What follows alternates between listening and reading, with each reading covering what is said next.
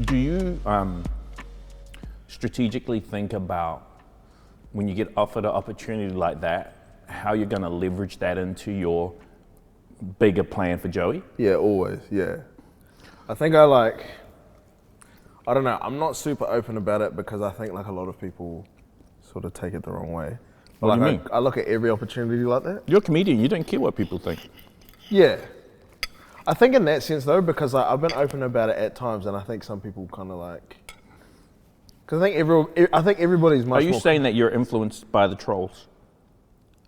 Yeah, I'd say so. Real? Nah, not really. But Didn't think so.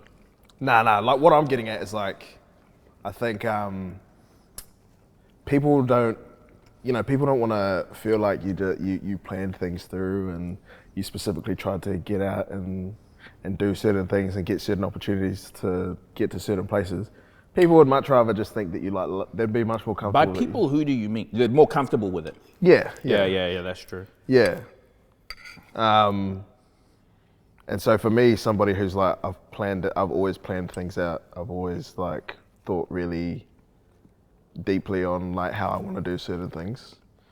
I think, I think some people just get, especially in New Zealand, I think people get uncomfortable about it because it's like an act, especially if you're known as somebody who's making an active effort to like want more for yourself. And especially if you're somebody like me who like is very open with like asking for big opportunities and like stepping beyond like where people sort of see you as.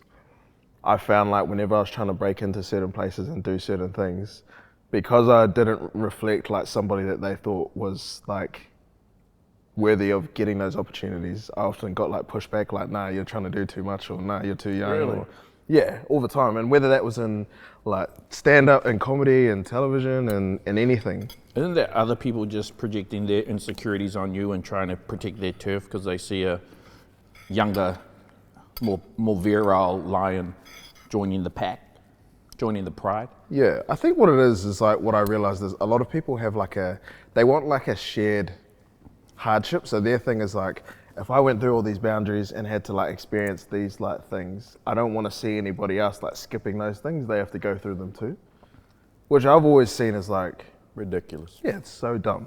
Dumbass. And that's like one very small example of like what people recognize as. But isn't that like symptomatic of people just being obsessed with themselves, as opposed to like, yo, let's help another brother up? I'd say so, and I think it's like it's always a symptom of people that didn't get to where they were trying to get to. And so they went on this journey and they maybe got stopped along the way, and then that's the place they stopped. And so when they see you coming through and you may skip them, they're like, nah, you have to go through me.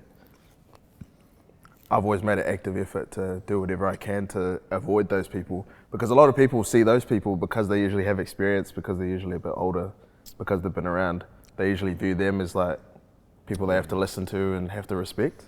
Or yeah, whose approval they have to gain. Exactly, they have to gain. Whereas for me, I've always been able to like pick it out from the beginning of whether someone is somebody that I truly should like really look to for advice and respect, or whether they're just like a gatekeeper.